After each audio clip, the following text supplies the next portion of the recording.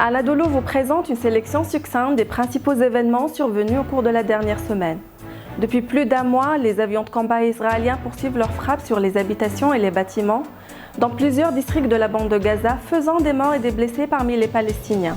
Le ministre israélien de la Défense, Yoav Gallant, a déclaré que les forces israéliennes se sont déployées au cœur de la ville de Gaza dans le cadre de l'offensive militaire actuelle contre l'enclave. Le Hamas ne peut pas faire partie de l'avenir de la bande de Gaza, a lancé John Kirby. Le porte-parole du Conseil de sécurité nationale américain, John Kirby, a déclaré que le Hamas ne peut pas faire partie de l'avenir de la bande de Gaza et que des consultations sont en cours concernant la forme du gouvernement là-bas. En réponse, le Hamas a affirmé que la gouvernance de Gaza est une affaire palestinienne et que personne ne pourra changer cette réalité, soulignant qu'aucune force sur le terrain n'a réussi à changer cette réalité ni à imposer sa volonté.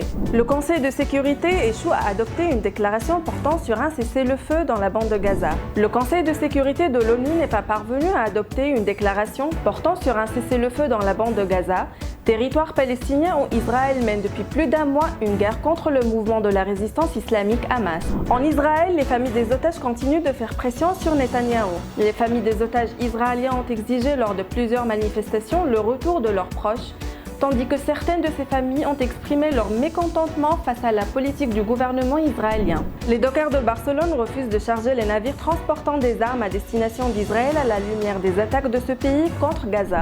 La France insoumise interpelle le gouvernement français pour qu'il appelle au cessez-le-feu à Gaza. Réponse à une question d'Anadolu, la présidente du groupe La France insoumise à l'Assemblée nationale, Mathilde Panot, a dénoncé la faiblesse de la voix de la France alors qu'Israël continue de bombarder la population civile de Gaza. Le président français Emmanuel Macron s'est rendu au Grand Orient de France, la principale obédience maçonnique dans le pays. Cette visite de Macron sera l'occasion d'aborder des sujets tels que la fin de vie et la laïcité. En Turquie, les discussions sur les projets énergétiques avec Israël sont tributaires d'un cessez-le-feu à Gaza. Le ministre turc de l'énergie et des ressources naturelles Bayraktar a déclaré que son pays ne discuterait d'aucun projet énergétique avec Israël sans un cessez-le-feu à Gaza.